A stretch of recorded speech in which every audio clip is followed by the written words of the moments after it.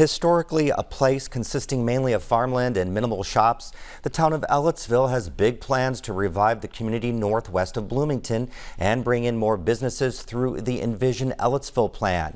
Isabella Vesperini has this report. Rachel Peden McCarty's grandparents maintained the Peden farm in Ellettsville for years since moving there in 1941.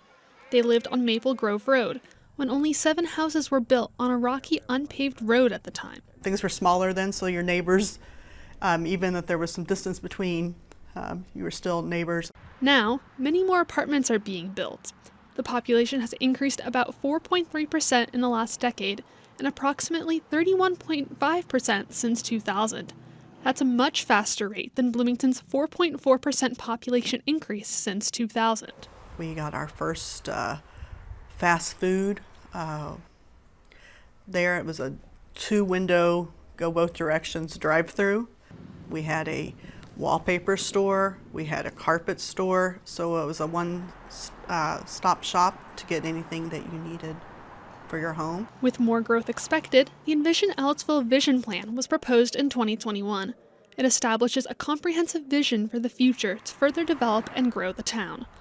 Local businesses, residents, high school students, and not-for-profits gave their input on what change they wanted to see. We were being positioned as a community, as a place for growth, for affordable housing, for new workforce attraction initiatives. We literally have people knocking on our door.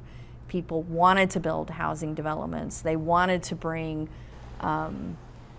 employment opportunities here. Businesses such as Big B Coffee are starting to appear near the downtown area. Great location, right on the corner, drawing people to our downtown.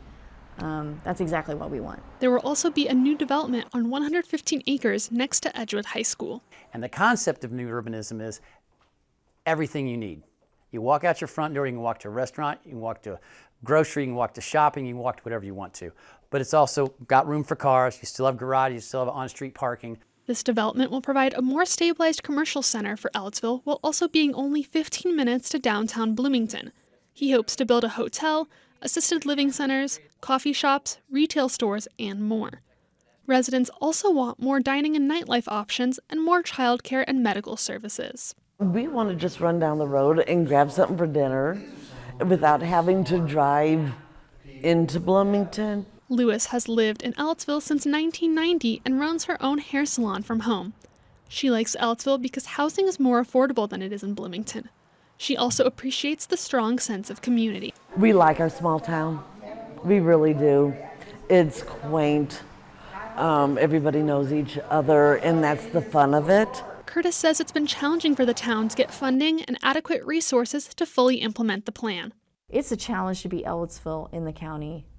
It's just a challenge because most people think of Bloomington, and Bloomington is a bit like a force of nature that sort of pulls everyone along. Sometimes we're an afterthought, and it's frustrating. Curtis hopes as the plan goes into motion and the community grows, more people will visit and enjoy what Ellettsville has to offer. For Indiana News Desk, I'm Isabella Vesperini. Ellettsville Town Council voted this week to send a proposed Unified Development Ordinance back to the Planning Commission with amendments. The UDO included a controversial regulation on signs and flags. Now, if passed in its current form, it would have required permits for things such as political flags and yard signs. Some council members expressed that not adopting the UDO at the meeting would postpone Ellettsville's growth.